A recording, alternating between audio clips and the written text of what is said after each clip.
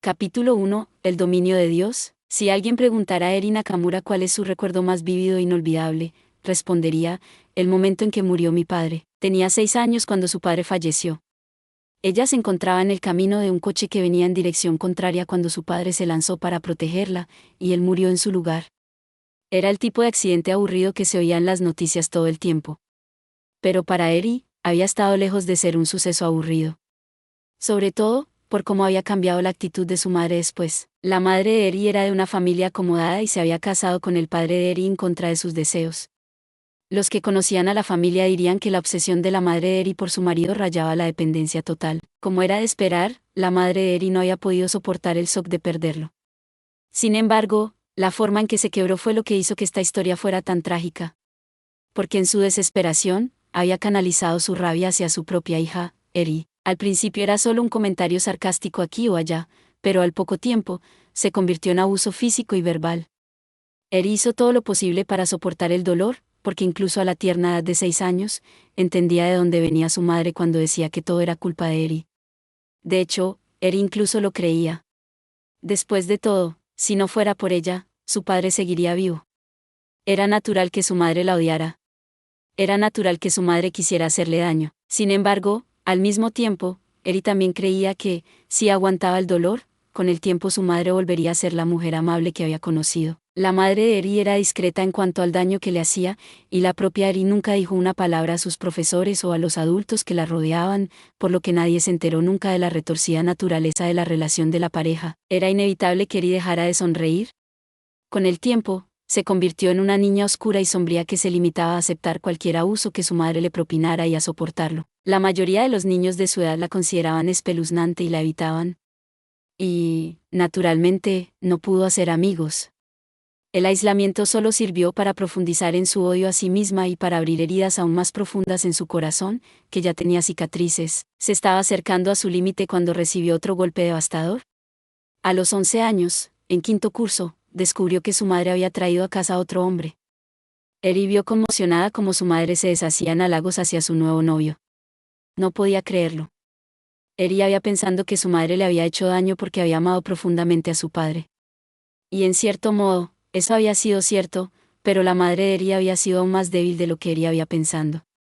Simplemente no podía sobrevivir sin depender de los demás. Desde ese día, este nuevo hombre empezó a vivir en la casa de los Nakamura.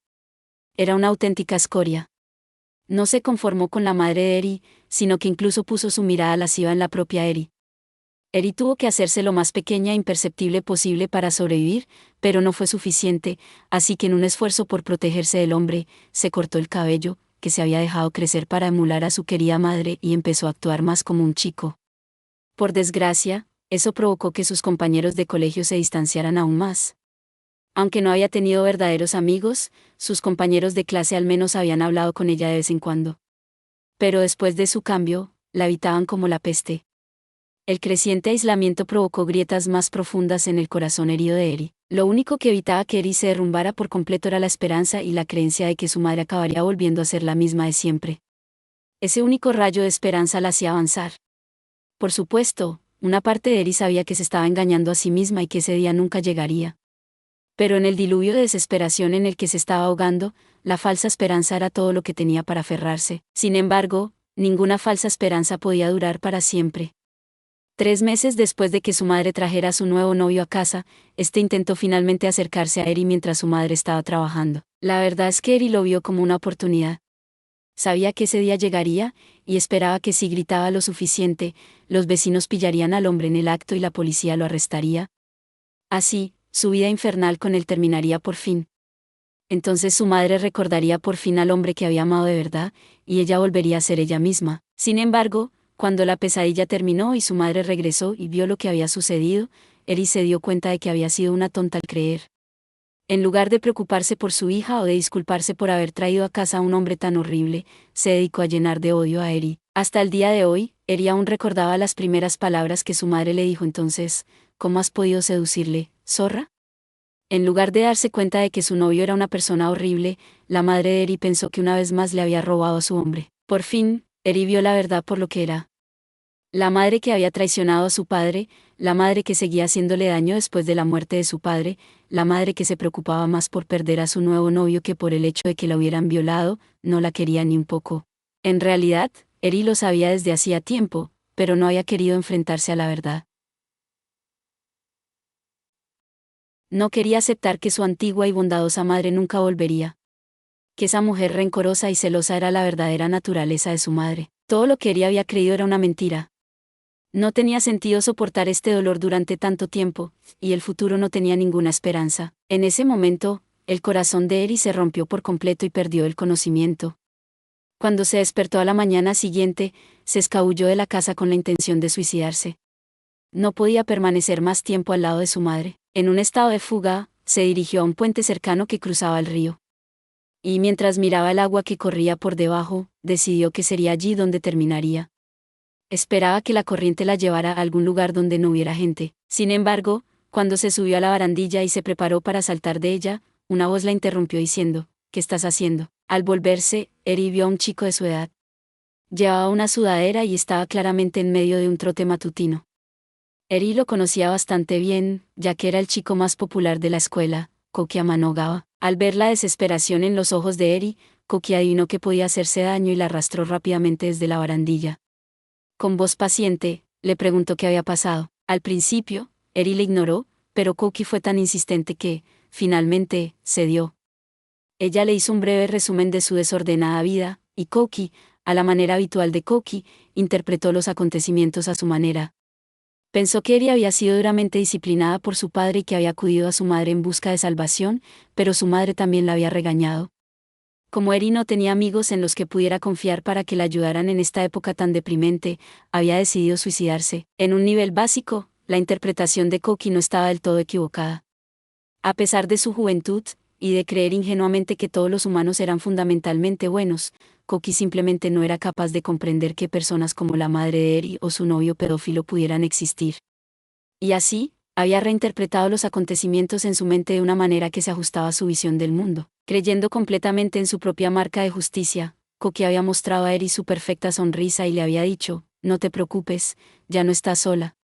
Yo te protegeré, Eri. La vida de Eri hasta ese momento había consistido en que le dijeran una y otra vez que no valía nada, por lo que escuchar a alguien decir que la protegería era una novedad. De hecho, estaba tan hambrienta de cualquier tipo de afecto que la declaración de Koki tuvo un gran impacto en ella. Ayudó el hecho de que Koki tuviera el aspecto de un apuesto príncipe, y que hubiera aparecido en el momento dramático justo cuando Eri había estado a punto de suicidarse. Al final, Koki consiguió convencer a Eri de que no se suicidara, y cuando su madre la obligó a ir al colegio, descubrió que todas las chicas de la clase le hablaban de repente. Después, descubrió que esto también había sido obra de Koki. Como era de esperar, se enamoró perdidamente de él. De la misma manera que las cosas malas se habían ido acumulando una tras otra hasta el momento, las buenas empezaron a acumularse en su lugar. Unos días más tarde, los servicios de protección de la infancia se presentaron finalmente para investigar los abusos de su madre. Al parecer, su intento de suicidio había llamado la atención sobre el hecho de que algo podría ir mal en casa. Sin embargo, en lugar de delatar a su madre, Eri hizo todo lo posible por actuar como una buena hija, aunque le dieran ganas de vomitar. Sabía que si se separaba de su madre, no podría seguir yendo al mismo colegio. Eri recordaba claramente la reacción de su madre cuando había fingido que la quería. Al principio, la expresión de su madre había sido de puro asombro, pero luego se transformó lentamente en una de miedo. Fue entonces cuando Eri se dio cuenta de lo sencillo que era poner el mundo de alguien patas arriba y hacerlo bailar en la palma de su mano. Solo con sonreírle a su madre en lugar de mirarla con mala cara, podía obligarla a desviar la mirada y callarse. Una vez, Eri se acercó a su madre y le susurró: ¿qué es lo siguiente que debo robarte?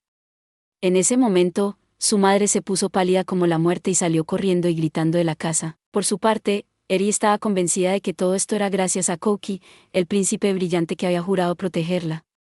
Gracias a que Koki la había rescatado, su mundo había cambiado. Creía que era especial y que había sido elegida por ese apuesto príncipe. Mientras estuviera con él, estaba segura de que su vida estaría llena de luz y felicidad. Eri siguió amenazando a su madre hasta que ésta se fue a vivir a otro lugar y se limitó a proporcionarle a Eri una asignación mensual. Y una vez que eso ocurrió, comenzó a prepararse para recibir a Koki a su lado.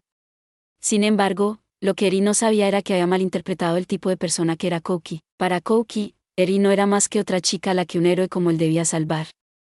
Y a sus ojos, su trabajo estaba hecho en el momento en que había hablado con sus compañeros y les había pedido que se llevaran bien con Eri. De la misma manera que las heroínas que el protagonista rescataba rara vez aparecían en arcos futuros, para Kouki, el arco de Eri ya estaba hecho, así que ya no necesitaba interactuar con ella. Sin embargo, Eri no se dio cuenta de ello y le pareció extraño que Kouki la tratara igual que a cualquier otra persona. Además, no se había dado cuenta de que las otras chicas que había salvado tampoco eran especiales para él. Comenzó a arder de celos, preguntándose por qué ellas estaban a su lado y no ella. El sufrimiento de su infancia ya había destrozado su corazón en pedazos, y todo lo que Kouki había hecho era pegar el exterior para que pareciera que estaba bien. Sin embargo, un trabajo de reparación tan chapucero no podía aguantar, así que el corazón roto de Eri se hizo añicos una vez más, esta vez enviándola a una espiral de locura de la que no había escapatoria. ¿No dijiste que ya no estaba sola?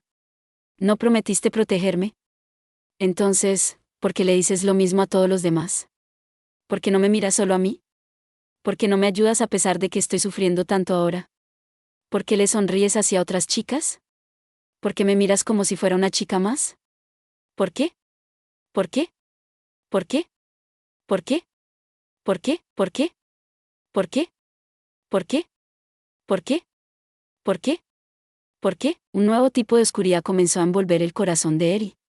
Podía sentir que se hundía en un pozo de celos, ahogándose lentamente hasta que nada. Eri. Eri fue sacada de repente de sus recuerdos. Sintiéndose como si se hubiera quitado un gran peso de encima, saboreó los gritos ahogados, el tenue olor a sudor y sangre, y la sensación de carne viva en las palmas de las manos. Al darse cuenta de lo que estaba ocurriendo, Eri aflojó los músculos. Entonces vio como Kouki tosía dolorosamente debajo de ella. Parecía que ya había empezado a asfixiarle inconscientemente. No puedo creer que haya tenido un sueño tan desagradable. ¿Por qué he soñado con el pasado precisamente ahora? Es que estoy nerviosa por el fin del mundo. Todavía a cuestas de Kouki, Eri observó impasible cómo éste respiraba entrecortadamente. A pesar de su supuesto amor por Kouki, parecía bastante desapasionada cuando lo miraba. Era casi como si se hubiera convertido en un apóstol en cuerpo y alma. ¿Eri? ¿Estás bien? Una persona normal habría gritado a Eri por intentar asfixiarla, pero Kouki estaba realmente preocupado por su bienestar. No había miedo, ira o incluso insatisfacción en su voz. Eri no podía saber si era así por su propia bondad innata o porque ella estaba manipulando sus pensamientos con la vinculación espiritual. En cualquier caso, estaba satisfecha con su respuesta. Le dedicó una sonrisa radiante. Pero en ella, incluso esa sonrisa perfecta parecía una mueca despectiva. Estoy bien, Kouki-kun. Siento haberte ahogado. Debe haberte dolido. Estaré bien. Estabas teniendo una pesadilla, ¿verdad? Podía oírte quejarte en sueños. Sí, lo estaba. Tuve un sueño en el que te alejaban de mí y me mataban. Mentir era tan natural como respirar para Eri, así que lo dijo mientras se acostaba con Kouki. Ninguno de los dos llevaba ropa. Ambos descansaban en una cama de mala calidad en una habitación en ruinas. Las ventanas estaban rotas, parte del techo se había derrumbado y había grietas en el suelo. En cuanto al tamaño, la habitación era tan grande como la suite de un hotel de lujo, pero estaba demasiado deteriorada para que alguien pudiera vivir cómodamente en ella. La visión de Eri, con su cabello sucio y gris, acurrucada junto a Kouki, que seguía actuando como su amable persona, pero con los ojos nublados y desenfocados, en medio de aquella habitación en decadencia se sentía a la vez fetichista, solitaria y desesperada. No te preocupes, Eri, dijo Kouki, poniéndose en posición sentada y cerrando los dedos en un puño. No dejaré que Nagumo se salga con la suya por más tiempo. Voy a liberar a Shizuku y a las demás de su lavado de cerebro, y luego salvaré a todos nuestros compañeros. Haré lo que sea necesario para vencer a Nagumo, incluso si tengo que ensuciarme las manos. Ha cometido demasiadas maldades como para que se le permita acampar a sus anchas. Kouki escupió veneno, desahogando todos los oscuros sentimientos que bullían en su corazón. Estaba plenamente convencido de que tenía razón y de que Hajime Nagumo era la raíz de todo mal. Realmente creía que matando a Hajime se solucionaría todo. De hecho, estaba seguro de que matar a Hajime haría que todos sus compañeros volvieran a confiar en él, que todos sus amigos le quisieran de nuevo y que todo volviera a ser como antes. No había absolutamente ninguna base para esa creencia, pero creía plenamente que le devolvería la luz y le convertiría en el héroe de todos una vez más. Sí, lo sé. Tenemos que hacerle pagar y todo eso, dijo Eri mientras se levantaba y cubría el puño de Kouki con sus manos. Pero a pesar de sus modales amables, sus ojos grises brillaban con una luz feroz. Si ese demonio aparece, me protegerás, ¿verdad? Lo prometiste, ¿recuerdas? Sí, lo haré. Me darás prioridad sobre tus compañeros de clase, tus amigos, e incluso sobre tus propios sentimientos, ¿verdad? Bueno, prometiste que estaríamos juntos para siempre, ¿verdad? Ese sí, no te preocupes. Estoy de tu lado, Koki-kun.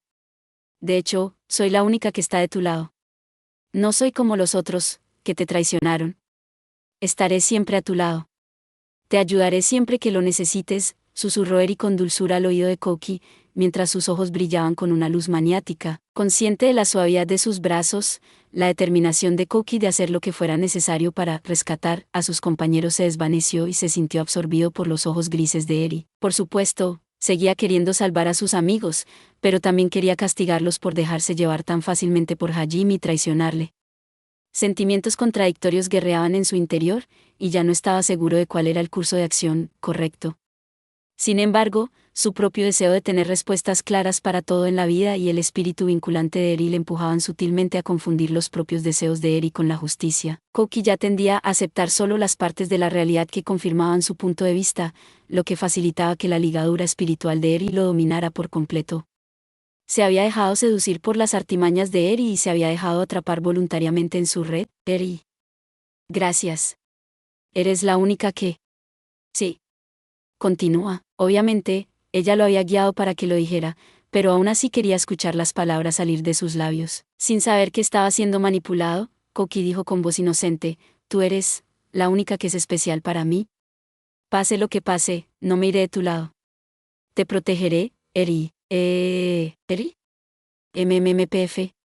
Koki lanzó una mirada de preocupación a Eri, pero antes de que pudiera decir nada, ella apretó sus labios contra los de él. Sin embargo, incluso ese acto la hizo parecer una araña devorando a su presa. Después de unos minutos, ella rompió el beso, una línea brillante de saliva conectando sus labios. Sonriendo débilmente, Koki cerró los ojos y se durmió. La demi-apostolización había aumentado las estadísticas de Koki, pero su cuerpo se había resistido al cambio. Aunque no poseía la fuerza que le habría otorgado la apostolización completa, seguía siendo mucho más fuerte que antes. Sin embargo, su cuerpo necesitaba descansar con frecuencia hasta que se adaptara a su nuevo poder. Eri se envolvió con una sábana y salió de la cama. La sábana se arrastró por el suelo tras ella mientras caminaba descalza hacia la ventana rota. Los fragmentos de cristal crujían bajo sus pies, pero su cuerpo apostillado era demasiado resistente para que lo dañara un simple cristal. Una vez que llegó a la ventana, miró al exterior. El cielo era de color rojo óxido y la ciudad una ruina devastada. Un viento seco soplaba por las calles. Eran los restos de una de las civilizaciones con las que Kate había jugado, destruido y luego transportado al reino de los dioses para ser preservada por toda la eternidad. La cuenta atrás hacia el fin del mundo estaba casi terminada. Pronto, todo Tortus, y luego la tierra, acabarían como esta ciudad en ruinas. Será mejor que esta vez mueras de verdad, refunfuñó Eri. Incluso bajo los efectos de su vinculación espiritual, Koki seguía siendo incapaz de abandonar su persistente deseo de aplastar a Hajime y rescatar a sus amigos. Sin embargo, Eri no tenía ningún interés en luchar contra Hajime. De hecho, la última vez que lo había visto, tenía un enorme agujero en el estómago y había sido golpeado por Eid con tanta fuerza que estaba cubierto de heridas de la cabeza a los pies. Creyó que el monstruo del abismo moriría allí, pero después se enteró por un apóstol de que, de algún modo, había salido vivo de aquella situación. Y no solo eso, sino que había matado a Alba en el proceso. Era increíble. Hajime Nagumo estaba más allá de la comprensión de Eri. El sentido común no parecía aplicarse a él. De ninguna manera iba a arriesgarse a un enfrentamiento con él. Nada bueno saldría de mezclarse con ese chico maldito. La mejor jugada posible era simplemente ignorarle. Eri dudaba que fuera capaz de atravesar la puerta que conducía al santuario, así que probablemente moriría con el resto de la humanidad cuando la oleada de apóstoles se precipitara hacia su mundo. Más le valía morir. Eri ya había hecho un trato con Eid. Una vez que Eid hubiera conquistado la tierra, como recompensa por sus esfuerzos, le regalaría esta ciudad y nadie, especialmente Hajime y sus amigos, la molestaría.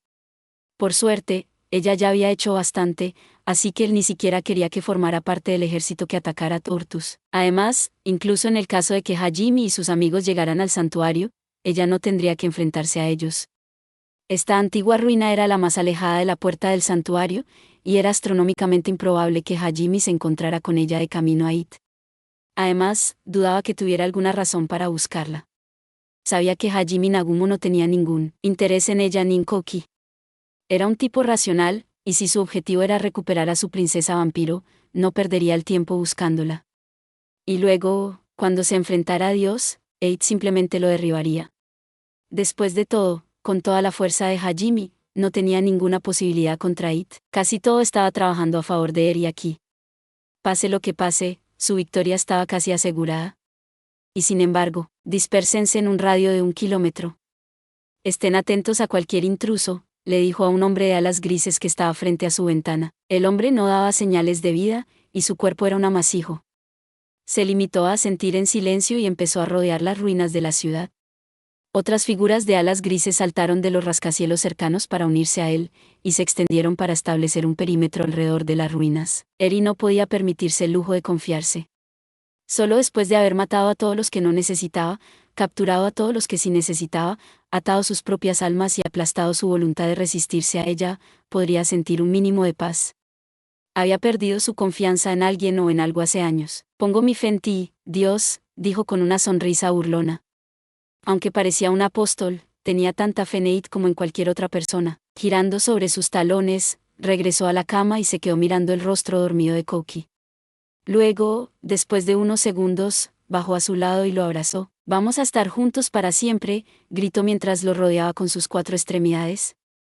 «Estaremos los dos solos en este mundo, sin nadie que nos interrumpa». Eri sonrió.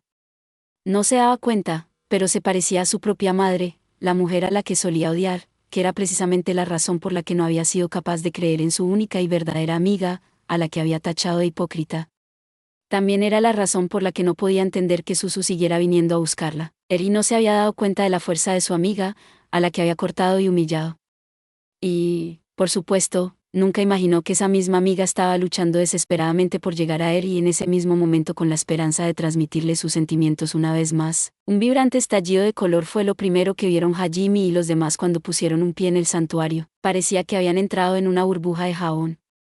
Los colores se deformaban y se mezclaban, e incluso los objetos eran borrosos, sin contornos claros. «Ag, creo que voy a vomitar», murmuró Suzu, tapándose la boca con una mano.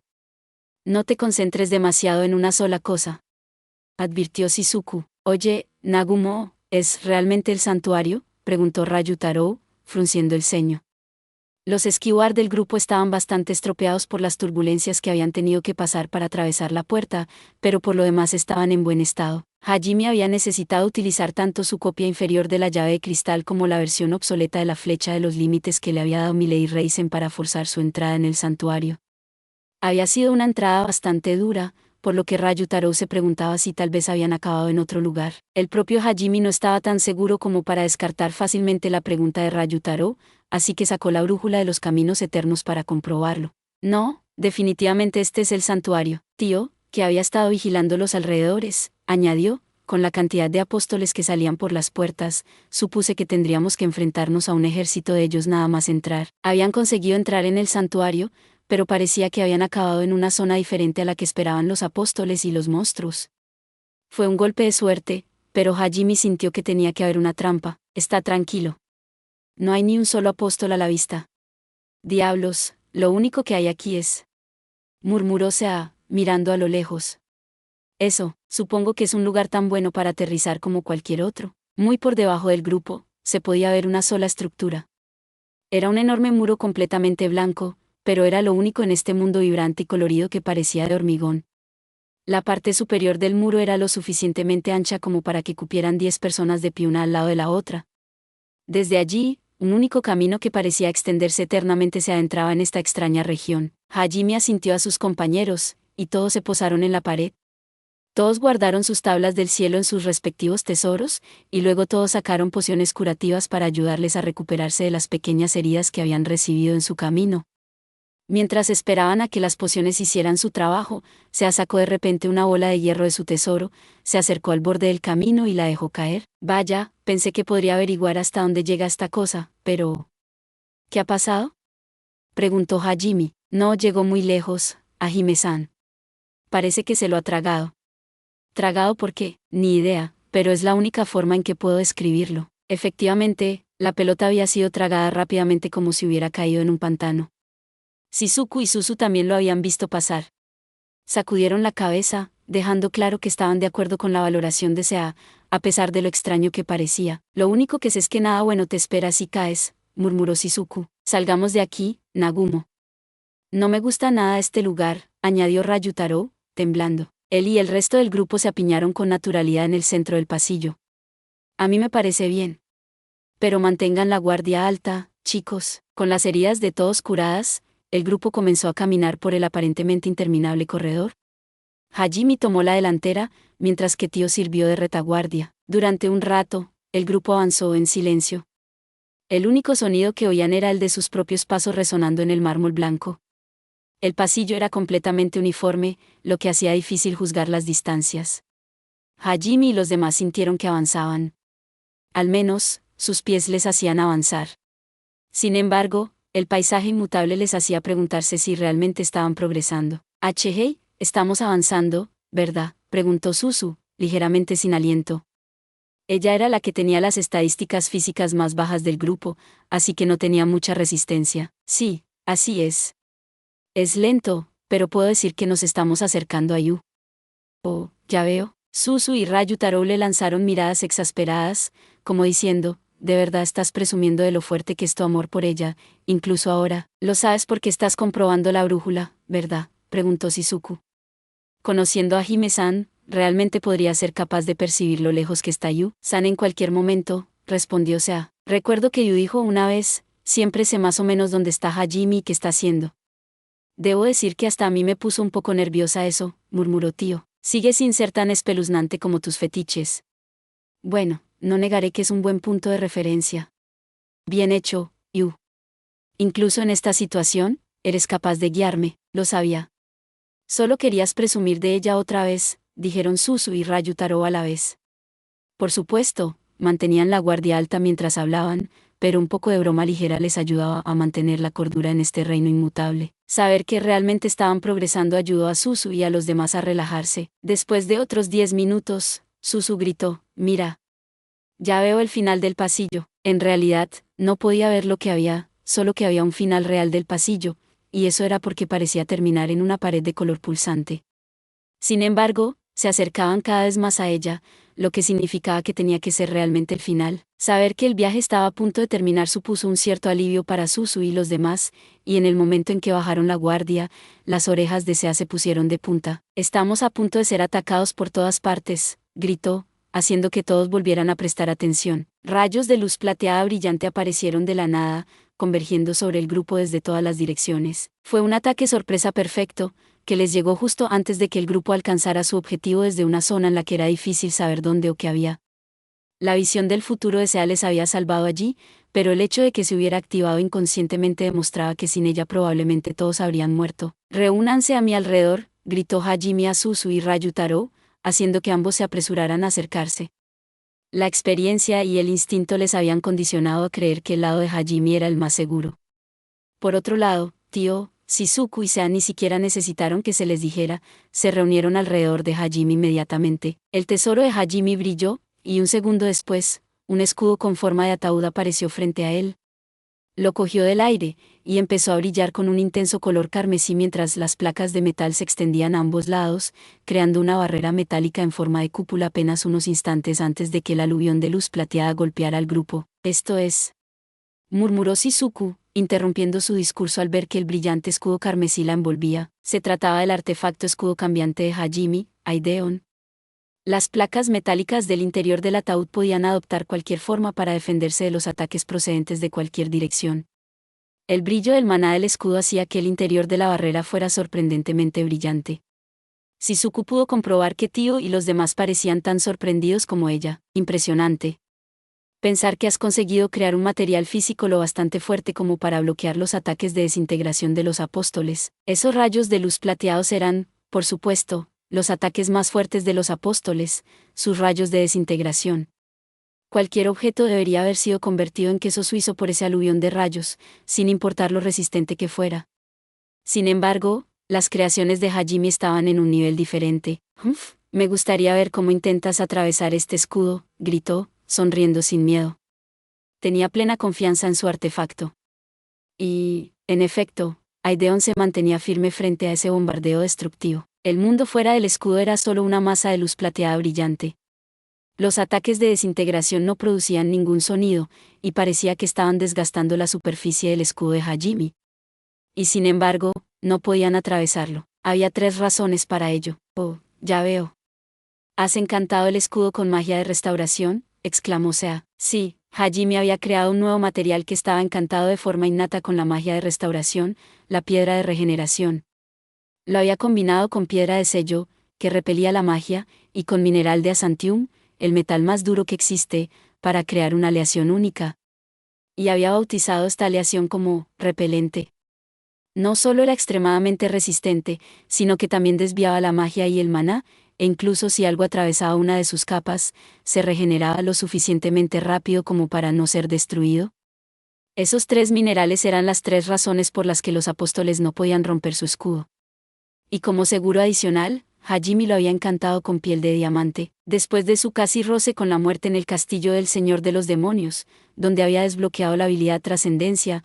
Hajime se había hecho lo suficientemente fuerte como para transmutar incluso la piedra de sello con facilidad. Cuando se den cuenta de que su bombardeo no está funcionando, vendrán a atacar de cerca, murmuró Shizuku con calma, agarrando la empuñadura de su katana negra. Todo sucedió tan rápido que no pude ver bien, pero a juzgar por el número de rayos, parece que nos enfrentamos a una veintena de apóstoles, añadió Tio, revistiéndose de una armadura de escamas negras. Con su astuta percepción, había sido capaz de estimar aproximadamente el número de enemigos a pesar de tener solo un segundo de visión clara. Ryutaro y Suzu se pusieron rígidos al escuchar ese número, apretando con fuerza sus respectivas armas. En el castillo del Señor de los Demonios, los 2 no habían podido ni siquiera arañar a un apóstol, y en su anterior carga hacia la puerta, solo habían podido mantener a raya a los apóstoles gracias a la gran cantidad de apoyo terrestre que recibieron del ejército de abajo. ¿Podemos manejar a los apóstoles como lo hacemos ahora? No, tenemos que hacerlo o no podremos cumplir nuestros objetivos, pensó Suzu, templando sus nervios. 20 no pueden ni siquiera frenarnos, gritó Sea, nada intimidada por la perspectiva de luchar contra 20 apóstoles a la vez. Deja que me encargue de estos tipos, dijo Hajime, su voz tranquilizadora alivió los nervios de Suzu y Ryutaro. Ustedes me protegieron de camino a la puerta, así que ahora es el momento de devolver el favor. ¿Guarda tus fuerzas para las peleas que vienen, Hajime?, preguntó Shizuku con dudas. No tienes que hacer esto solo, de verdad. Podemos trabajar juntos para... No quiero tener que seguir librando estas pequeñas escaramuzas por el camino. Necesito que se den cuenta de que enviar a los apóstoles en pequeños grupos como este es una completa pérdida de tiempo. Al ver el brillo feroz en los ojos de Hajime, Shizuku renunció a intentar convencerle de que les dejara ayudar. Suzu se estremeció un poco, aun sabiendo que Hajime estaba de su lado. No te preocupes. Esto solo llevará un segundo. Un segundo. La voz de Hajime sonaba extremadamente tranquila, pero eso solo hizo que sonara más aterrador para Suzu y Ryutaro. Incluso Sea y Tio parecían un poco abrumados, pero antes de que nadie pudiera decir nada más, los rayos se detuvieron. Los apóstoles se habían dado cuenta por fin de que su bombardeo concentrado no estaba haciendo nada. Hajime guardó a Aideon en su tesoro y vio que los 20 apóstoles lo rodeaban por todos lados. Aunque su ataque más fuerte, concedido por el propio It, no había conseguido arañar el escudo de Hajime, permanecieron inexpresivos. Sin embargo, penachos de maná plateado brotaron de todos ellos como un volcán, mostrando que todos habían activado sus rupturas de límite. Mientras sus expresiones permanecían sin cambios, las chispas plateadas que salían de ellos parecían estar llenas de rabia debido a la humillación. El irregular, un poco tarde para darse cuenta de eso ahora, los apóstoles blandieron sus claymores y agitaron sus alas preparándose para cargar contra él, pero antes de que pudieran hacerlo, Hajime giró sus brazos hacia ambos lados tan rápido que ni siquiera podían verse como un borrón. Un segundo después hubo una serie de 12 crujidos agudos, indicando que Hajime había vaciado las cámaras de Daanar y Silag, que 12 rayas de luz habían encontrado su objetivo, atravesando los pechos de los apóstoles y destruyendo sus núcleos. Cuando se dieron cuenta de lo que había ocurrido, los apóstoles ya estaban cayendo al abismo multicolor que había debajo. Los 8 supervivientes estaban demasiado conmocionados para moverse, lo que no hizo sino aumentar las ventajas de Hajime. Bajen, muchachos, dijo Hajime mientras recargaba suavemente sus revólveres. ¿Qué has hecho, irregular?, gritó conmocionado uno de los apóstoles. Ya sabían que las balas aceleradas por el railgun de Hajime eran una amenaza. Durante el enfrentamiento en el borde de los campos de nieve de Sini, Hajime había hecho un agujero en las dos corazas de un apóstol con un solo disparo. Daanar y Silag eran ciertamente lo suficientemente fuertes como para dañar incluso el cuerpo absurdamente robusto de un apóstol. Sin embargo, el núcleo de un apóstol, y la carne que lo rodea, era mucho más resistente que el resto de su cuerpo. Hajime no debería haber sido capaz de destruirlo sin recurrir a una de sus armas más grandes, como su búnker de pila. «Oh, acabo de hacer algunas balas perforantes para enfrentarme a ustedes», respondió Hajime despreocupadamente. Las balas perforantes tradicionales se hacían poniendo un núcleo de metal duro en el centro de la bala para aumentar su capacidad de penetración. Hajime había utilizado asantium ultracomprimido y ultradenso para los núcleos de sus balas. También había encantado la capa exterior más blanda con una barrera espacial. Contra la mayoría de las criaturas vivas, el poder de penetración de las balas era realmente tan alto que no causaban mucho daño en su camino a través de algo, pero eran perfectas para destruir el núcleo de un apóstol. Pero ¿por qué no pudimos esquivarlas? Los apóstoles habían logrado reaccionar a los disparos.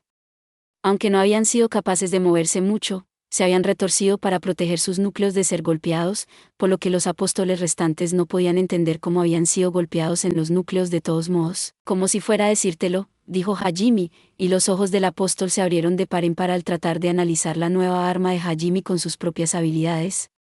Una luz plateada brotó alrededor de ella y de los otros apóstoles, enviando ondas a través del espacio multicolor.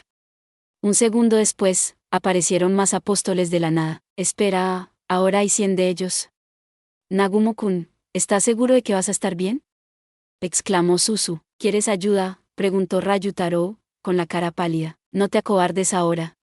Acabaré con esto en 30 segundos. La sorpresa de Ryutaro fue ahogada por el sonido de varios disparos consecutivos. La batalla que siguió fue más una matanza unilateral que otra cosa. Hajime volvió a vaciar las cámaras de ambos revólveres, dejando caer otros 12 apóstoles. Los apóstoles ni siquiera tuvieron tiempo de apretar los dientes en señal de frustración. Hajime recargó y disparó, luego recargó y volvió a disparar en un abrir y cerrar de ojos. Cada una de sus balas dio en el blanco, haciendo caer a otros 24 apóstoles. Rayos de luz roja se extendieron en todas las direcciones mientras Hajime eliminaba apóstoles de todos los lados del cerco. Como los apóstoles podían compartir telepáticamente sus pensamientos, idearon una estrategia con bastante rapidez. Se enfundaron en magia de desintegración y se abalanzaron hacia Hajime todos a la vez, con la esperanza de abrumarle en número. Su coordinación era perfecta, como una bandada de pájaros en vuelo. No importaba lo rápido que Hajime pudiera recargar, eso no cambiaba el hecho de que solo podía disparar 12 balas a la vez. Había al menos una fracción de segundo que tenía que pasar recargando. Los apóstoles tenían una buena oportunidad de alcanzarlo antes de que los derribara a todos. Pero, por supuesto, Hajime ya había tenido en cuenta ese punto débil. Activó su habilidad de mejora de la percepción, Riftwalk. A medida que el procesamiento de sus pensamientos se aceleraba drásticamente, el mundo que le rodeaba perdía todo su color. Podía ver cada latido individual de las alas de cada apóstol. Con todo lo demás moviéndose a cámara lenta, Hajime apuntó con Daanar y Silag para que sus balas chocaran justo al llegar a su objetivo, y luego disparó. NGH. Esto es magia espacial. Efectivamente, cuando las dos balas chocaron, crearon una onda de choque espacial que se extendió rápidamente. Se trataba de una de las balas especiales que Hajime había ideado, las balas de ráfaga espacial.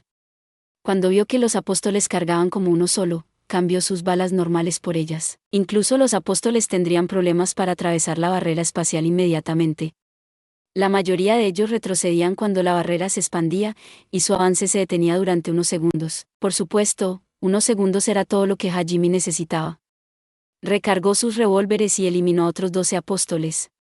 Y para cuando recuperaron su formación, ya había terminado de recargar de nuevo. Una ola de inquietud se extendió por los apóstoles, no podían saber cómo Hajime era capaz de abatirlos con tanta precisión. Aunque poseyera una habilidad de previsión, no debería haberle bastado para acertar en los núcleos de los apóstoles cuando estos se esforzaban tanto por esquivar. Si no podemos esquivar sus balas, entonces debemos atravesarlas, pensó uno de los apóstoles, y los demás blandieron sus claymores en respuesta. Atacaron la siguiente andanada que Hajime les envió con un tiempo de reacción perfecto. Con sus espadas envueltas en una capa de magia de desintegración, deberían haber sido capaces de cortar cualquier bala, por dura que fuera. Sin embargo, todos sus cortes fallaron.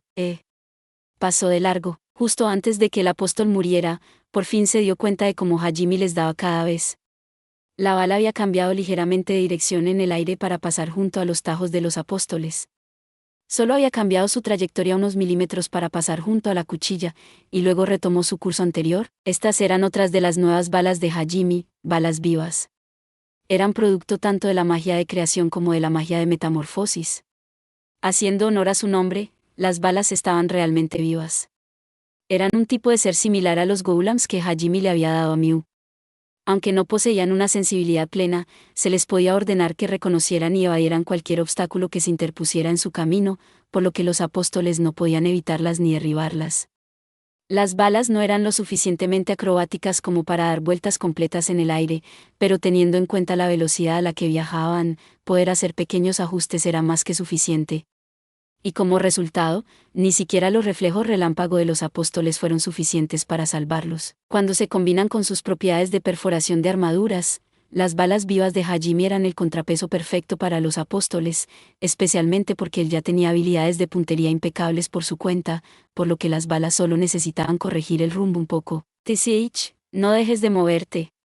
Gana distancia y derríbalo con descargas de plumas, gritó una de las apóstoles, aunque en realidad no necesitaba hacerlo, ya que sus pensamientos se compartían automáticamente con sus compañeros en todo momento. Estaba sintiendo algo que nunca había sentido antes, y trató de sacudirse esta nueva sensación mientras volaba hacia atrás tan rápidamente que dejaba imágenes posteriores a su paso. No puedo deshacerme de él, se dio cuenta mientras veía a Hajime seguir sus movimientos. A pesar de que se movía tan rápido que ningún humano debería haber sido capaz de percibirla, a pesar de que otros apóstoles volaban en todas direcciones, Hajime mantuvo su mirada centrada en ella. Sext, la apóstol número 6. ¿Sabe que soy su comandante?, pensó Sext. Y un segundo después, vio a Hajime sonreír. Sext jadeó sin darse cuenta ella misma. Un rayo de luz carmesí salió disparado entre los numerosos apóstoles que tenía delante, evitó el aluvión de flechas que llovía sobre Hajime y le atravesó el pecho con precisión. El tiempo pareció detenerse para Sext, y no por sus sentidos mejorados por la ruptura del límite, así que esto es lo que sienten los mortales en el momento de su muerte. La vida de Sext pasó ante sus ojos. Recordó todas las maniobras secretas que había realizado en siglos pasados para eliminar a los peones innecesarios y matar a los que habían desagradado a su amo. Por un momento, imaginó a todos sus espectros sonriendo triunfalmente ante ella, deleitándose con su muerte. Inaceptable. Soy la más grande. Inusualmente amarga por su derrota, Sext se desintegró en la luz cuando su núcleo se hizo añicos. Preparen un bombardeo más fuerte. Los demás, síganme, gritó otro de los apóstoles, asumiendo inmediatamente el mando. Para los apóstoles, un comandante no era mucho más que una figura glorificada. Todos poseían la capacidad de compartir sus pensamientos, por lo que la muerte de un comandante no les afectaba en lo más mínimo. Eran capaces de intercambiar tácticas sin ningún liderazgo dirigido. De los apóstoles restantes, 15 se dividieron en 5 grupos de 3. Dispersándose en diferentes direcciones, todos apuntaron sus espadas hacia Hajime. La luz comenzó a fusionarse en las puntas de sus espadas, que empezaron a brillar como minisoles. Mientras estos 15 cargaban sus ataques, los apóstoles restantes los protegían, usando sus alas y espadas como escudos y creando barreras de magia. Utilizaron todas las herramientas a su disposición para concentrarse en la defensa. Sin embargo, Hajime no parecía amedrentarse lo más mínimo. Así que esa es tu carta de triunfo. Adelante. Te dejaré que me dispares, dijo, lanzando una serie de disparos a un apóstol. Su precisión milimétrica le permitía apuntar las balas de tal manera que todas impactaban en un punto al mismo tiempo, amplificando su poder de penetración exponencialmente. Se necesitaban 3 disparos para matar a un apóstol centrado totalmente en la defensa, por lo que podía matar a 4 con cada ciclo de recarga. A pesar de sus extraordinarias capacidades defensivas, Hajime ni siquiera necesitaba recurrir al armamento pesado para abatir a los apóstoles, solo con su puntería era suficiente. Sin embargo, debido a su enfoque en la defensa, los apóstoles lograron ganar suficiente tiempo. Subestimanos por tu cuenta y riesgo, irregular. Ese escudo tuyo no será suficiente para protegerte de esto, dijo él con voz fría. Un segundo más tarde, los apóstoles blandieron sus espadas contra Hajime. Habiendo cargado su poder al límite, cada grupo de 3 disparó un único láser de 10 metros de ancho desde sus espadas cruzadas. Este ataque cegador era tan poderoso que incluso el aire a su paso era aniquilado al contacto. Shizuku, Suzu y Ryutarou se pusieron rígidos de miedo, mientras que Sea y Tio se limitaron a encogerse de hombros. No te preocupes. De todos modos, no pensaba utilizarlo, respondió Hajime mientras sacaba 10 discos elípticos de su tesoro. Tenían agujeros en el centro y 5 de ellos volaron para interceptar los 5 rayos. Cuando llegaron a su destino, se separaron en 3 segmentos y se dividieron, ampliando el agujero de su centro. Esos 3 segmentos seguían conectados por cables, y se expandieron hasta que los agujeros fueron lo suficientemente amplios como para tragarse los láseres, y entonces empezaron a brillar. Solo entonces los apóstoles se dieron cuenta de lo que estaba ocurriendo. Ese movimiento, el movimiento definitivo de los apóstoles era lo suficientemente fuerte como para destruir incluso las barreras mágicas espaciales, pero los láseres fueron tragados por los 5 anillos, y luego fueron escupidos por los otros 5. Estos eran el chakram de cambio de forma definitivo de Hajime, Orestes. Había modificado su chakram original, que se utilizaba principalmente para redirigir balas, para redirigir también los ataques enemigos. Según Hajime, la mejor defensa era simplemente no ser golpeado en primer lugar. Frunciendo un poco el ceño, los apóstoles recordaron una ocasión en el pasado lejano en la que alguien había utilizado exactamente la misma táctica contra ellas. Aunque se apartaron rápidamente del camino de sus propios láseres, no fueron capaces de esquivar las balas que Hajime disparó poco después. Todavía no ha terminado, dijo una de ellas, y otro grupo de apóstoles apareció desde el otro lado del espacio multicolor. Pero no importaba cuántos vinieran, no podían hacer nada. Antes dijiste que me habías analizado por completo, ¿no es así?, dijo Hajime mientras redirigía las tormentas de plumas y los ataques de rayos que los apóstoles disparaban hacia él. Bueno, esta vez soy yo quien te ha analizado. Cada vez que intentaban acercarse, Hajime les hacía retroceder con sus balas de ráfaga de aria. 2 veces no has podido matarme, y ahora estás pagando el precio. Y cada vez que se dejaban abrir, aunque fuera un segundo, Hajime los derribaba. Tus armas, tus tácticas y tu magia nunca cambian. Daanar y Slack disparaban sin parar, y Hajime abría sus recámaras y las recargaba con un rápido giro cada vez que se quedaban sin balas. Él mismo también giraba en círculos, disparando a los apóstoles en todas las direcciones. Sus manos se movían aparentemente independientes unas de otras mientras apuntaba en ángulos que parecían imposibles desde la dirección en la que se encontraba en ese momento. Sus movimientos eran simples y precisos, su estilo de lucha maximizaba la eficiencia. Cada raya roja significaba otro apóstol muerto, y caían como moscas. Un solo apóstol debería haber sido lo suficientemente fuerte como para arrasar todo Tourtus, pero ya ni siquiera eran una amenaza para Hajime, era un espectáculo sobrecogedor. Rayos plateados cayeron al suelo como una lluvia de meteoritos, y Sea, Tio, Shizuku, Suzu y Ryutarou quedaron cautivados por el espectáculo. Pero usé mi imaginación. Cambié mis armas, pulí mis habilidades, adapté mis tácticas y creé todas las cartas de triunfo que pude. ¿Qué hicieron ustedes? Finalmente, los refuerzos dejaron de llegar.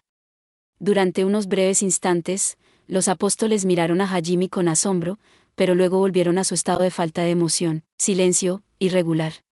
Somos criaturas perfectas. No nos pongas al mismo nivel que ustedes, humildes humanos, que, al darse cuenta de que conversar con estas marionetas no tenía sentido, Hajime derribó al apóstol antes de que pudiera terminar de hablar. Tú no evolucionas. ¿No sabes lo que es luchar desesperadamente para sobrevivir, luchar para cumplir tus sueños o luchar por aquellos que te importan? Lo he dicho antes, y lo volveré a decir. Hajime se interrumpió, mirando al único apóstol que quedaba en el aire. Era el 10º apóstol, Twent. Le apuntó con el hocico de Daanar, con una sonrisa intrépida en el rostro, y continuó, no son más que marionetas vacías. Apretó el gatillo, y Twent ni siquiera se molestó en intentar resistirse. Pero mientras moría, murmuró, monstruo, porque, gracias, respondió Hajime mientras observaba al último apóstol caer en picado al suelo. Ya había escuchado el insulto tantas veces que lo consideraba un cumplido. Hajime hizo girar por última vez las cámaras vacías de sus revólveres, los recargó y los enfundó con un movimiento suave. Al mirar por encima de su hombro, vio que Suzu y Ryutarou seguían agachados mientras le miraban con asombro. Shizuku le dedicó una sonrisa exasperada, mientras que Sea y Tio le miraban con admiración. Lo siento, al final he necesitado 60 segundos en lugar de 30. Hajime se rascó la cabeza, sonando como si pensara que esa era la razón por la que todo le miraban. Nagumo-kun, no creo que a nadie le importe que hayas tardado un poco más. Sí, nos has dado un susto de muerte, viejo. En total, Hajime había matado a cerca de 200 apóstoles, y lo había hecho sin llevarse ni un solo rasguño. Además, había hecho el trabajo en un minuto. Había sido una muestra de poderío realmente abrumadora. Suzu y Ryutaro no se habían dado cuenta de que Hajime era tan fuerte cuando combinó su incomparable habilidad con las armas con los artefactos que las aprovechaban. En todo caso, probablemente deberías haber modificado esa afirmación anterior por «no has conseguido matarme 2 veces, y mientras tanto me has dado bastante información», dijo Shizuku en tono de broma. «En efecto, no acabar con el maestro tiene consecuencias nefastas», respondió Tio. «Cuanto más tiempo le des a Hime-san, menos posibilidades tendrás de vencerle», añadió. No habían pasado mucho tiempo en el santuario, y Hajime ya había estrenado algunas de sus nuevas armas. Si se incluían los meteoros de gravedad y los hiperiones de pulso, había mostrado toda una colección. Todo el mundo consideraba que el sinergista era un trabajo común y corriente que no era adecuado para el combate, pero Hajime había demostrado que todos estaban equivocados. Claro que lo que había logrado solo era posible gracias a sus monstruosas estadísticas, que no tenían nada que ver con su trabajo, pero la verdadera arma de Hajime era su imaginación y su capacidad para convertir sus ideas en herramientas concretas. Al fin y al cabo, la mayor amenaza de la humanidad siempre había sido, y siempre sería, las cosas nuevas que ellos mismos creaban. En cierto modo, Hajime poseía el talento más letal de todos, la innovación. Aunque parecía obvio en retrospectiva, Shizuku, Suzu y Ryutaro solo ahora se daban cuenta de que eso era lo que constituía el núcleo de la fuerza de Hajime. Utilicé la mínima potencia de fuego a mi disposición y aún así los destrocé a todos. Dudo que It vaya a enviar más apóstoles a por nosotros ahora, pero mantente en guardia por si acaso. Con eso, Hajime comenzó a caminar de nuevo. Sai y Tio le siguieron, ambos con mucho ánimo. Fufu, no temas. Pensando que quizá queramos mostrar las hazañas del maestro Ayu más adelante, así que traí un artefacto de grabación. Una vez terminada la batalla, podremos ver la grabación todos juntos. Buena idea, tío San. Sabía que podía contar con un pervertido como tú. Vida valió y jajaja, elógiame más. Me hace. Espera, eso no era un elogio, ¿verdad? Shizuku, Suzu y Ryutaro intercambiaron miradas y luego se sonrieron irónicamente. Al darse cuenta de que no serían capaces de seguir el ritmo si se dejaban abrumar por todas y cada una de las impactantes exhibiciones, se sacudieron la duda y siguieron a Hajime. Cuando llegó al final del pasillo, Hajime tocó la pared multicolor que parecía ser el final de este espacio. Unas ondulaciones se extendieron desde el punto que tocó, y su mano se deslizó en la pared de color. Parecía que ese punto conectaba con otro lugar. Y a juzgar por su brújula, su distancia era la misma a ambos lados de la barrera. Hajime dudaba de que el lugar donde el otro lado los escupiera fuera realmente contiguo espacialmente a donde estaban ahora, pero tampoco parecía estar más cerca de Yu. Bueno, por ahora. Hajime murmuró mientras sacaba un cilindro del tamaño de la palma de la mano de la funda que llevaba en la cintura y lo activaba con campo de rayos, para luego lanzarlo a través de la pared multicolor. Shizuku ladeó la cabeza y preguntó, Hajime, ¿qué estás haciendo? Solo lanzando una granada. ¿Para qué? Solo espero que, si hay algún enemigo al otro lado, la granada lo mate. Por desgracia, la brújula no era capaz de dar a Hajime una imagen clara de lo que había al otro lado. De hecho, casi daba la sensación de que el lugar al que estaba conectado cambiaba en tiempo real, por lo que había lanzado una granada espacial por si acaso. Era un nuevo tipo de granada que transformaba el espacio a su alrededor en un remolino y aplastaba todo lo que quedaba atrapado en él. Era extremadamente letal y, al mismo tiempo, perfectamente silenciosa. Preocupada por la destrucción que podría encontrar al otro lado, Suzu gritó, ¿y si Eri y Koki-kun están por ahí? Parpadeando sorprendido, Hajime se giró hacia ella, y luego miró también a Ryutaro y Shizuku. Al ver sus expresiones, desvió la mirada torpemente. Mira, es de sentido común suprimir una nueva zona con una granada antes de arremeter. Esa no es una respuesta, murmuró Ryutaro, acunando su cabeza. Shizuku miró al cielo, con exasperación. Ignorándolos, Hajime lanzó cables desde su brazo protésico, los envolvió alrededor de todos y dijo, podríamos ser teletransportados a diferentes lugares como lo que ocurrió en los laberintos de Altina y Sini. Intentemos entrar lo más cerca posible al mismo tiempo. Después de decir eso, echó una mirada a todos para asegurarse de que estaban preparados, y ellos le devolvieron la mirada con un resuelto asentimiento. Con eso, el grupo saltó a través del muro ondulante y se adentró en lo desconocido. La transición entre lugares fue vertiginosa. Un caleidoscopio de colores asaltó al grupo desde todos los lados, haciéndoles sentir ebrios. También hubo una desagradable sensación de algo resbaladizo que rozaba su piel. Afortunadamente, toda la experiencia duró solo unos segundos. El grupo pasó de sentirse como si flotara en las nubes a pisar tierra firme, y los colores se estabilizaron en tonos sensatos. Sin embargo, el lugar en el que se encontraban era tan extraño como el que habían dejado. ¿Dónde estamos?, murmuró Ryutaro, mirando a su alrededor con confusión. Hajime y los demás escudriñaban los alrededores con más compostura, pero por dentro se sentían igual que Ryutaro. Es una arquitectura bastante singular. Nunca he visto edificios así en Tortus, reflexionó Tío. Vaya, estas cosas son enormes. Parecen estar hechas de metal y piedra, pero... Seas interrumpió. Oye, Hajime, esto no es... Shizuku tuvo una sensación extrema de déjà vu. No, esto no es la Tierra, respondió Hajime sin rodeos. El lugar en el que se encontraban sí que se parecía a una ciudad terrestre moderna. Estaban en el tejado de uno de los edificios, de unos 30 pisos de altura.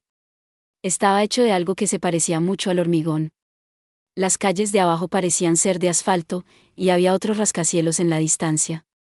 Sin embargo, esta es una ciudad abandonada, ¿no? Parece que fue destruida hace años y traída aquí en su estado ruinoso.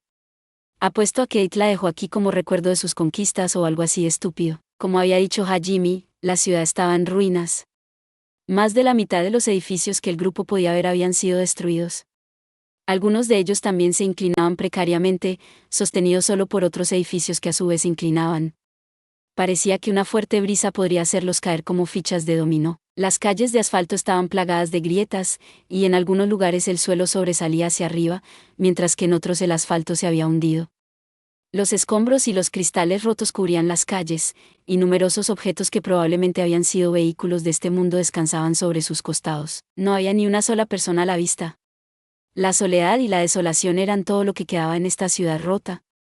Realmente parecía una ciudad fantasma que había sido abandonada durante milenios. ¿Estás absolutamente seguro de que esto no es la Tierra, Nagumo-kun?, preguntó Suzu.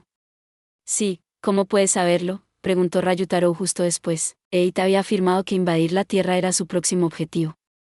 De hecho, Hajime y los demás habían sido convocados desde la Tierra, así que no era descabellado pensar que Eita podría haber convocado a una ciudad entera y haberla asolado por diversión.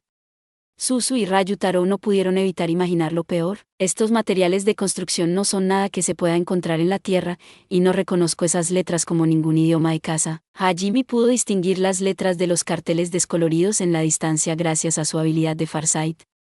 Por lo que pudo ver, la escritura no era ningún idioma terrestre, y aunque compartía algunas similitudes con la escritura de Tortus, tampoco era exactamente eso.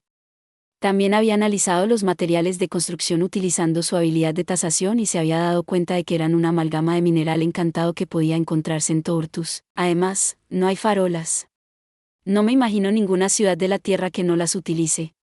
Oh, dijo Suzu, preguntándose cómo no se había dado cuenta de algo tan básico. Supongo que todavía no me he calmado del todo, pensó para sí misma con una sonrisa triste. ¿Tu mundo es así, Hajime-san? JE, no puedo esperar a verlo. Hace mucho tiempo, solía haber civilizaciones así de avanzadas en Tortus, pero se parecía feliz de haber echado un vistazo a cómo era el mundo de Hajime, mientras que Tío fruncía el ceño mientras observaba las ruinas. Hajime se encogió de hombros, volvió a mirar la brújula y dijo: en la Tierra hay reliquias de antiguas civilizaciones que parecían tener una tecnología que superaba los inventos modernos. Todas ellas fueron destruidas por razones desconocidas, pero, bueno, apuesto a que es obvio por qué terminó esta civilización. Eight la había destruido en uno de sus juegos. Le había dado a la gente el conocimiento para hacer avanzar su civilización a niveles modernos, los había visto prosperar, y luego los había aplastado en la cima de su poder. Para Eight, no había sido diferente a construir una torre de naipes antes de derribarla. Lo había hecho solo por diversión, al igual que intentaba destruir a Tortus por diversión. «¡Qué criatura tan despreciable!», murmuró Tío. «Me dan ganas de vomitar», añadió Sea, asintiendo con la cabeza. ¿Quién sabía cuántas civilizaciones había creado y destruido Eid de esta manera?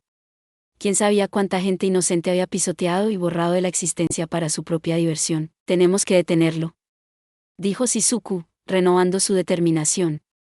Sintió una oleada de simpatía por esa civilización perdida que tanto se parecía a su propio hogar. Aunque, al mismo tiempo, un escalofrío de miedo le recorrió la espalda. Se dio cuenta de que si no detenían a It, esto era lo que le ocurriría a todas las ciudades de la Tierra. «Oh, lo detendré sin duda», dijo Hajime con una voz tranquila pero poderosa. Mientras consigo a Yu, me aseguraré de devolverle 10 veces lo que me hizo. Es parte de mi misión. No dejaré que nadie más tenga esa satisfacción. Volvió a guardar la brújula en el bolsillo y se giró hacia Shizuku, Suzu y Ryutaro. Los tres se sobresaltaron al darse cuenta de que Sea y Tio habían sacado sus armas. El tesoro de Hajime brilló y dijo: ustedes concéntrense en su propia misión. Antes de que Shizuku pudiera siquiera responder, Hajime había sacado su lanzacohetes, el Agni Orkan. A diferencia de su antiguo lanzacohetes, este tenía forma de cruz y pesaba el doble. Sin embargo, lo más extraño de su diseño eran los tres conjuntos de alas que sobresalían de él. Eran gruesas y largas, como las de un avión de combate. Hajime sacó entonces un segundo Agni Orkan, y la forma en que empuñaba a ambos hacía que pareciera que estaba cubierto por un exoesqueleto de metal. Le hacía parecer bastante intimidante, sobre todo porque los dos lanzacohetes eran de color negro puro con venas carmesí que recorrían su longitud. Espera, ¿vas a usarlos en solitario otra vez, Hajime-san? Hay 200 de ellos, ¿sabes? Exclamó Sea. Más importante, maestro, estos son, está bien. No quiero una pelea en la ciudad. Hajime no quería lidiar con la molestia de rastrear a los rezagados, así que había decidido hacer volar a los recién llegados de una vez. Apretó el gatillo, y ambos Agni Orkans dispararon misiles desde sus 6 tubos de lanzamiento a la velocidad de un rifle de asalto. 30 misiles salieron disparados cada segundo en un despliegue abrumador de potencia de fuego. No solo eso, sino que un misil mucho más grande salió disparado de la abertura de la parte trasera de cada uno de los lanzadores de cohetes, dejando una estela de fuego a su paso. Y por si fuera poco, las alas se expandieron y comenzaron a disparar también incontables micromisiles. Cada Agni Orkan lanzaba 300 micromisiles por segundo. Ryutaro y Suzu se quedaron boquiabiertos. ¡Santa mierda!, exclamó Ryutaro. Voy a poner una barrera por si acaso, gritó Suzu. Unas explosiones retumbantes resonaron en la distancia una tras otra. El sonido era ensordecedor, y las ondas de choque llegaron hasta el grupo. Los cohetes se dirigieron a sus objetivos y los hicieron explotar junto con los edificios en los que se escondían. Y mientras los edificios que se derrumbaban hacían temblar a toda la ciudad, los micromisiles se alejaban y apuntaban a los objetivos en la distancia. Estos misiles estaban encantados de buscar las firmas de calor, las firmas biológicas e incluso las firmas del alma para asegurarse de que siempre daban en el blanco. Eran similares a las balas vivas que Hajime había utilizado antes, pero como estos cohetes y misiles eran mucho más lentos, también podían maniobrar a través de espacios reducidos como ventanas y esquinas. Aunque Hajime solo disparaba a ambos lados, los misiles iban en todas direcciones, buscando objetivos a su alrededor. La serie de explosiones prácticamente arrasó la ciudad, ya en ruinas. Los pocos edificios que se salvaron de ser volados fueron destruidos por las secuelas de los otros edificios que se derrumbaron. Espera, tiempo muerto. ¿Destruirás el edificio en el que estamos parados también?, gritó Shizuku, tapándose los oídos con ambas manos para protegerlos de los estampidos. La verdad es que el edificio sobre el que estaban temblaba de forma bastante precaria. Pensaba destruirlo de todos modos. Hay algunos enemigos dentro. ¿Qué? Shizuku, Suzu y Ryutaro gritaron al unísono. Solo tienes que usar aerodinámica para hacer algunas plataformas para estar de pie, respondió Hajime con indiferencia. Espera, gritaron los tres simultáneamente una vez más. Hajime disparó un último misil desde uno de sus Agni Orkans. Se elevó en el aire, luego hizo un giro en U y se dirigió directamente hacia abajo, donde Hajime y los demás estaban de pie.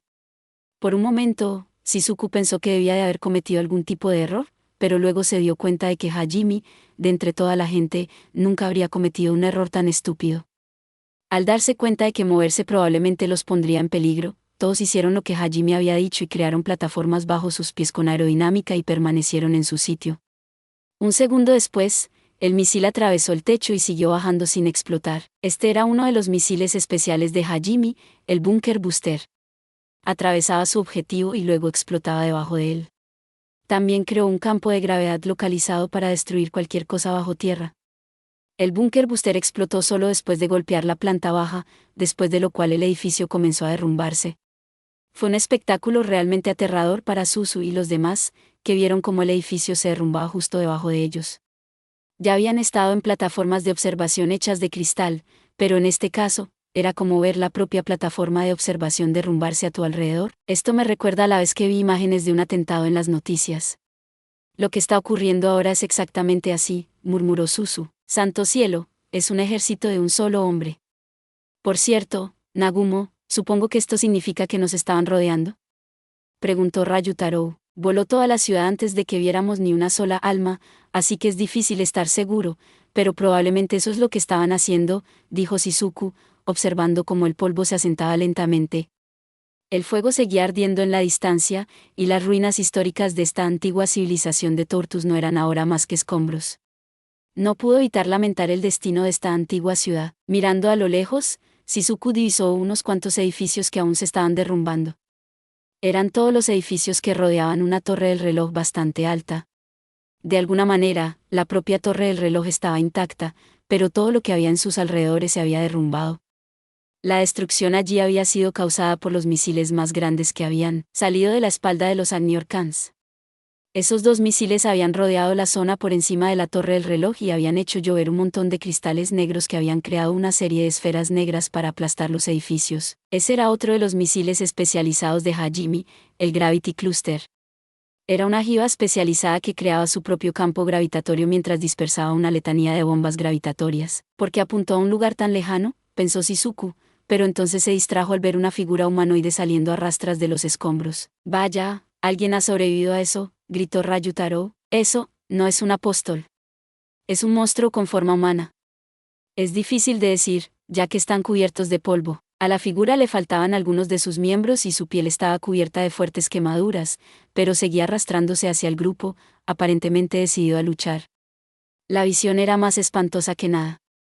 ¿Qué clase de criatura estaba tan dispuesta a luchar como para abandonar todos sus instintos de conservación? Sin embargo, antes de que Shizuku pudiera averiguar de qué enemigo se trataba, oyó un siniestro chasquido. Se dio la vuelta lentamente y vio que Hajime acababa de terminar de recargar su Agniorcans. Vas a acabar con él. Mira, tienes que ser minucioso. El Kojiki dice que hay que destruir a tus enemigos tan a fondo que no queden ni restos de ellos. Shizuku quiso gritar, no lo dice, pero, por desgracia, conocía la historia japonesa lo suficientemente bien como para saber que en realidad se mencionaba masacrar a las familias enteras de tus enemigos varias veces.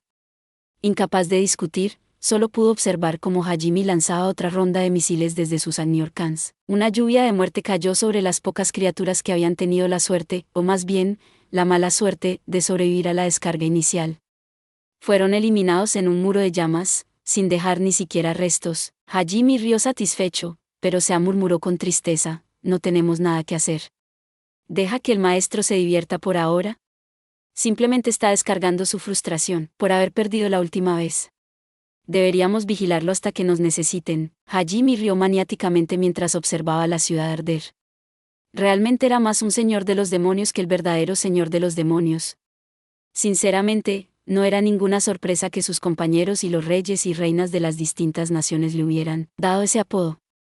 Y realmente, el hecho de que Sea y Tío estuvieran alentando su comportamiento no ayudaba. Shizuku se metió los dedos en los oídos para evitar que las explosiones la ensordecieran y pensó para sí misma, ¿por qué me he vuelto a enamorar de este tipo?, con un suspiro.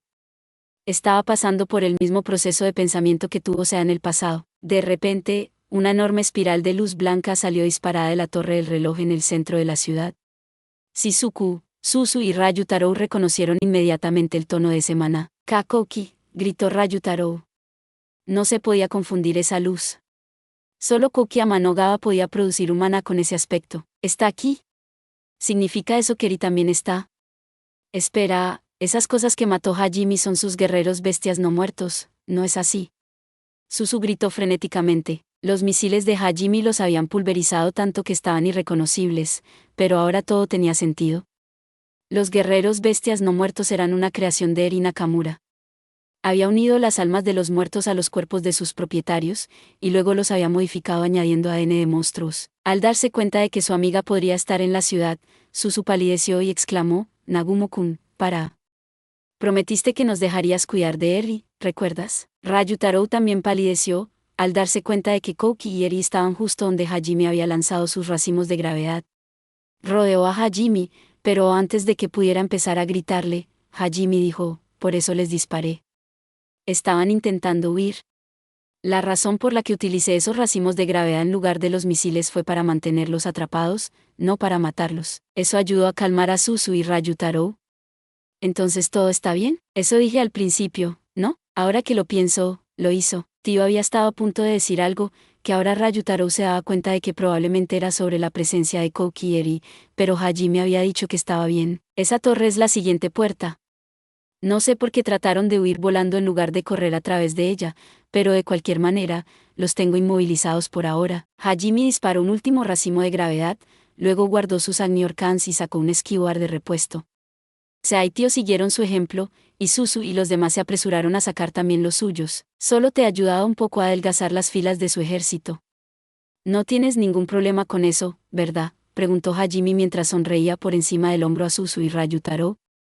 Los dos le sonrieron y negaron con la cabeza. Si solo los has adelgazado, ¿significa eso que aún le quedan algunos soldados no muertos?, preguntó Shizuku mientras el grupo volaba hacia la torre. Toda esta ciudad es su base.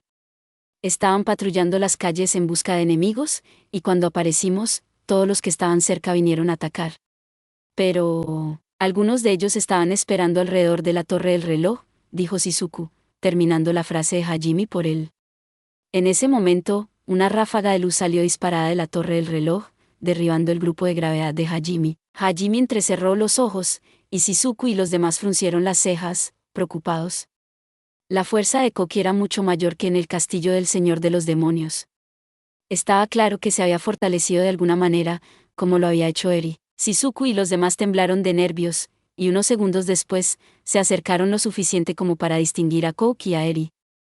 Kouki tenía su espada sagrada en la mano y llevaba una armadura sagrada, mientras que Eri tenía una sola claymore y vestía un uniforme de batalla de apóstol. El rostro de Kouki se suavizó al mirar a Shizuku y a los demás, pero cuando su mirada se dirigió a Hajime, su expresión se volvió furiosa. Eri se aferró a él, sonriendo condescendientemente al grupo, pero no pudo ocultar del todo su malestar. Viendo que habían intentado huir antes, estaba claro que Eri quería evitar pelear con Hajime. Shizuku, Suzu y Ryutaro saltaron de sus esquiwards, aterrizando en un montón de escombros junto a la torre del reloj. Shizuku, Ryutaro, murmuró Kouki. Hola, Kouki, dijo Ryutaro con la voz más casual que pudo reunir. Kouki. Shizuku susurró en voz baja. Hajime y los demás permanecieron en el aire, observando en silencio el enfrentamiento entre amigos de la infancia. Con voz coqueta, Eri dijo, "Agugugub, ¿por qué tuvieron que venir aquí?" Eri, gritó Suzu.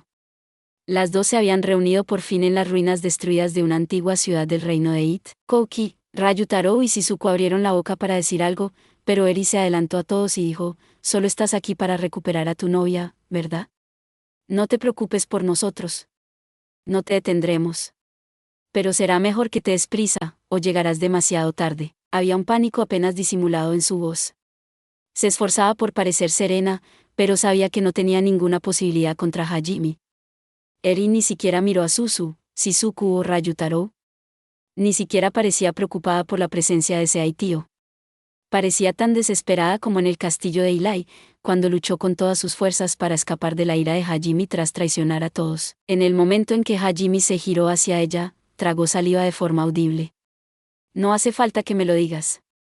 Iba a marcharme de todos modos. Como Eri había sospechado, Hajime no pensó en absoluto en ella. Ni Eri ni Kouki tenían ningún valor a los ojos de Hajime, que era precisamente la razón por la que Eri no podía entender por qué Hajime se había desvivido por utilizar un campo gravitatorio para atraparlos en el lugar. Cada vez que apareces, lo estropeas todo, espetó Eri, mirando a Suzu. Fue ahora cuando se dio cuenta de quién era realmente la mayor amenaza para ella. Era la chica que tenía delante y que había aprovechado todo lo posible para llegar al santuario. A pesar de que Eri había pisoteado su corazón, a pesar de que era la chica más cobarde que Eri conocía, de alguna manera había sido lo suficientemente persistente como para conseguir que Hajime, de entre toda la gente, la ayudara. La mirada de puro odio que Eri lanzó a Suzu dejó claro que no las consideraba amigas. De hecho, ahora Eri lamentaba no haber matado a Suzu cuando tuvo la oportunidad. Y, sin embargo, a pesar de la mirada que le dirigía a Eri, Suzu se limitó a sonreír sin miedo. Por fin has mirado hacia mí, dijo, haciendo que Eri se enfadara aún más al torcer sus labios en un cruel ceño. Esto es realmente algo malo, Eri, dijo Kouki, sonando conflictivo. Nunca pensé que llegarían al santuario, pero si lo piensas, esto nos ahorra el trabajo de buscarlos. Prepárate, Nagumo. Tu reino del terror termina aquí. Aunque tenga que ensuciarme las manos, te mataré y te haré expiar tus pecados. Tras decir eso, Kouki miró a Hajime, con odio, celos y rabia llenando sus ojos. Una vez más se había proclamado del lado de la justicia, haciendo que Sea y Tío se encogieran visiblemente. Estaba claro que el lavado de cerebro de Eri no era el único responsable de la transformación de Koki. La causa principal era su falta de voluntad para aceptar una realidad que difería de lo que él deseaba, lo cual era el resultado del propio corazón frágil de Koki. Hajime. Gracias por traernos aquí. Ya puedes irte. Nosotros nos encargaremos del resto, dijo Shizuku en voz baja, dando un paso adelante y agarrando la empuñadura de su katana negra. ¿Segura?, preguntó Hajime, levantando una ceja. Amanogawa es mucho más fuerte que antes. Puede que sea demasiado para ti. No importa, dijo Ryutaro con confianza. Traer a Koki de vuelta a sus sentidos es nuestro trabajo. Tú céntrate en darle una paliza a ese cabrón de It, sí. Gracias por ayudarnos a llegar hasta aquí. Tú también, Sea-san, tío-san. Asegúrate de rescatar a Yoone-san, ¿de acuerdo?, dijo Suzu, sacando sus abanicos gemelos. A continuación, Ryutaro juntó sus guanteletes y los dos se adelantaron también. No te preocupes. Haremos entrar en razón a estos dos idiotas y los arrastraremos de regreso a casa. Ya nos has ayudado bastante con todas las cosas que nos has dado, dijo Shizuku, manteniendo su mirada fija en Koki Eri todo el tiempo. La forma en que se comportaba decía mucho de su determinación. Hajime, Sea y Tío sonrieron y asintieron. Los tres confiaban plenamente en Shizuku. Koki apretó los dientes con furia al ver la confianza entre Shizuku y Hajime. Mirándole con odio, levantó su espada para atacar, pero Eri le detuvo con su ligadura espiritual. Hajime se elevó en el aire con su esquivar y dijo: bueno, disfruten de la charla, chicos. No te mueras, de acuerdo, gritó Sea, creo en ustedes tres. ¿Nos reuniremos con ustedes cuando todo esto termine?, dijo Tío. Después de dar sus respectivas palabras de ánimo, los tres volaron hacia la torre del reloj. No huyas, cobarde. Lucha contra mí, Nagumo, gritó Koki desesperadamente. Sin embargo, Hajime ni siquiera le dedicó una mirada. Tenía cero interés en el supuesto héroe. A Koki le parecía humillante y exasperante que Hajime se considerara tan superior, pero por mucho que quisiera perseguirle, no podía. ¿Eri no se lo permitiría?